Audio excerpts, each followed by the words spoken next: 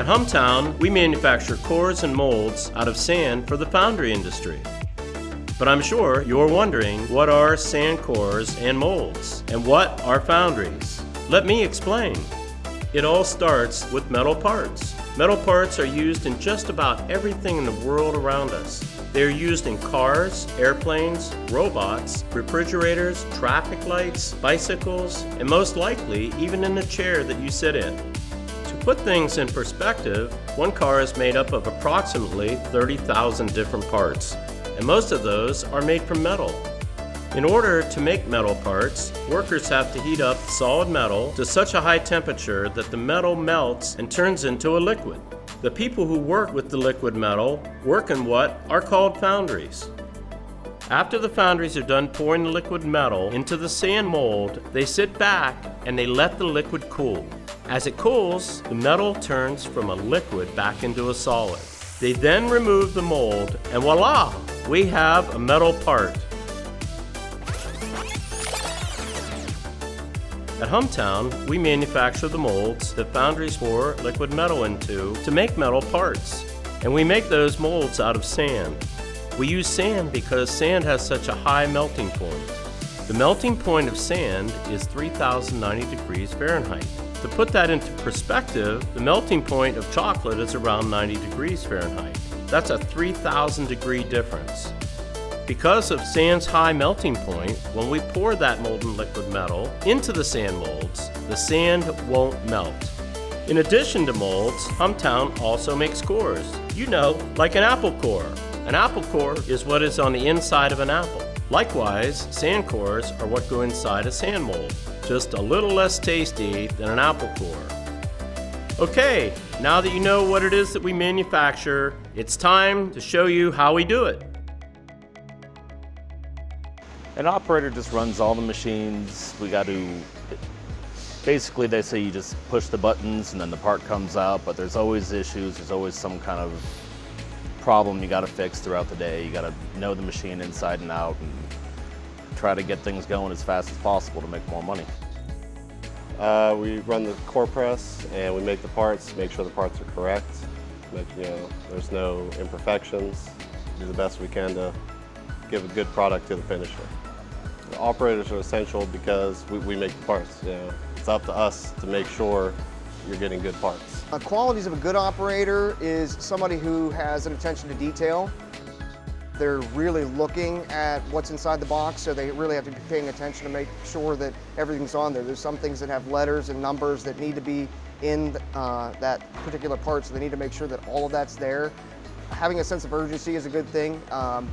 The way to make money here on either side of that, operating or finishing, is really to be as quick as possible and as efficient as possible while making the best parts possible that you can. A lot of times they have to get in there, they might have to put some silicone on the box or do whatever just to make sure that the part is, like I said, what the box is. It's basically a copy of the box. My favorite part is probably being in control. If someone's not handing me parts, I'm making sure they're right, and it's on me.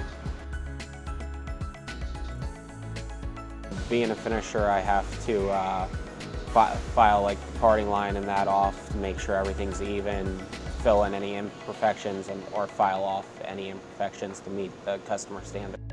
What a finisher does is once the part comes out of the box, a lot of times they're removing parting lines and fixing any minor imperfections.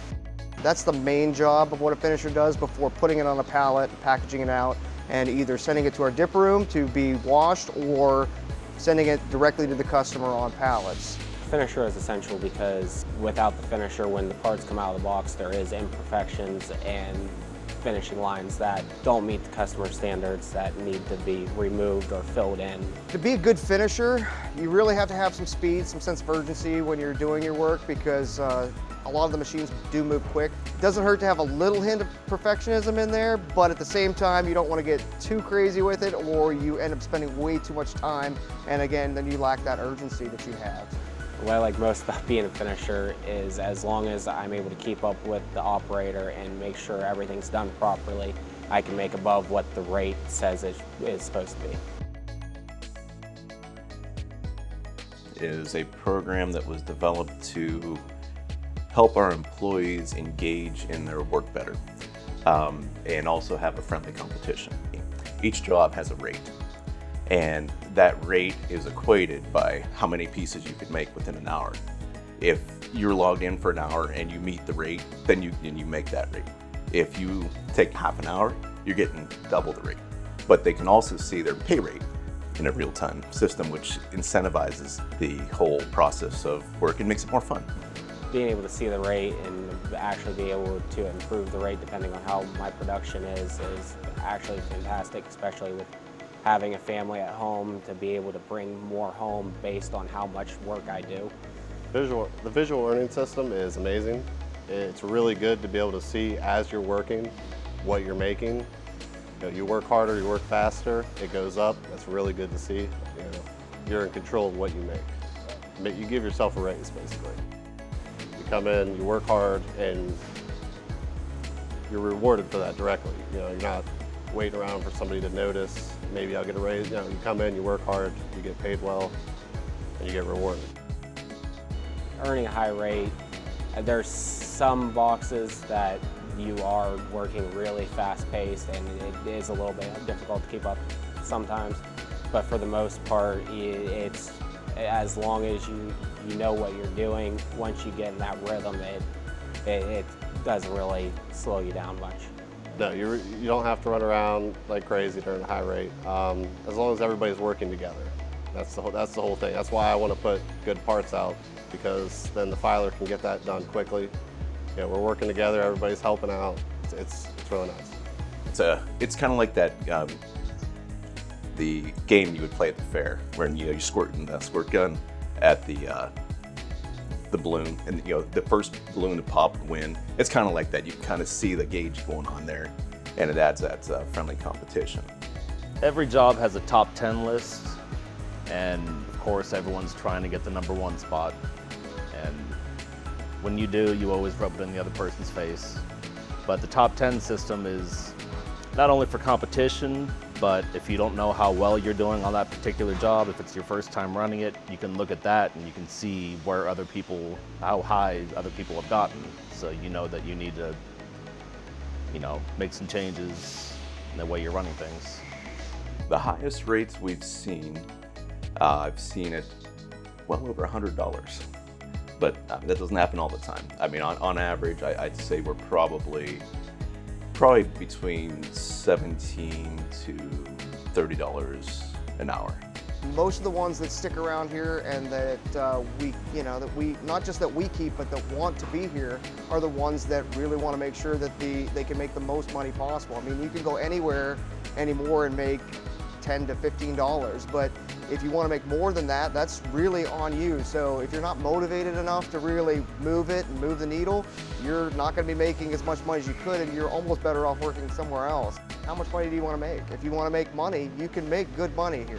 And there's some that make really great money because they just keep moving it and keep making sure that they're putting out the best parts and doing as much as possible in a day.